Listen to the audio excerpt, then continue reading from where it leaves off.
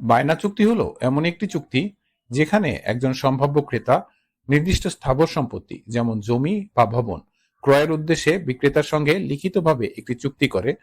এতে সম্পত্তির আংশিক মূল্য পরিশোধ এবং ভবিষ্যতে অবশিষ্ট মূল্য পরিশোধের শর্তাবলী উল্লেখ থাকে।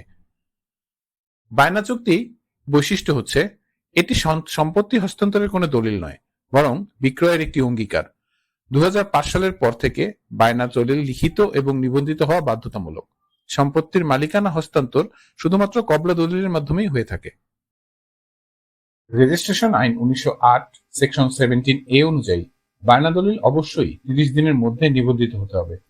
অপরদিকে সম্পত্তি হস্তান্তর আইন 1882 সেকশন 54A অনুযায়ী বায়না দলিল লিখিত ও রেজিস্ট্রিত হওয়া আবশ্যক।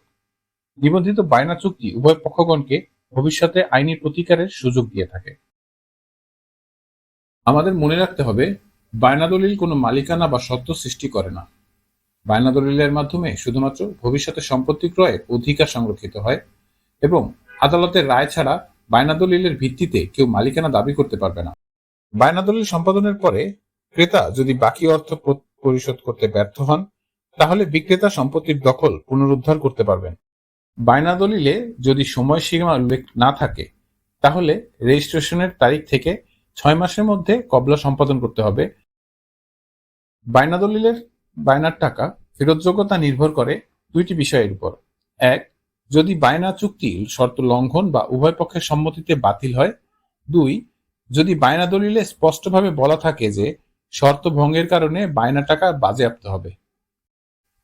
বিক্রেতা বায়নাকৃত সম্পত্তি অন্য কারো কাছে বিক্রয় বা বন্ধক রাখতে পারবেন না, এটি আইনত অবৈধ। Section 53B transfer property act অনুযায়ী।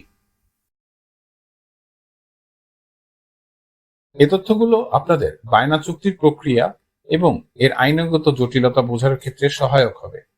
আপনার যদি নির্দিষ্ট কোনো প্রশ্ন থাকে অথবা আইনি পরামর্শের জন্য আমাদের কমেন্ট করে জানাতে পারেন। আমাদের সাবস্ক্রাইব করতে ভুলবেন না। ধন্যবাদ।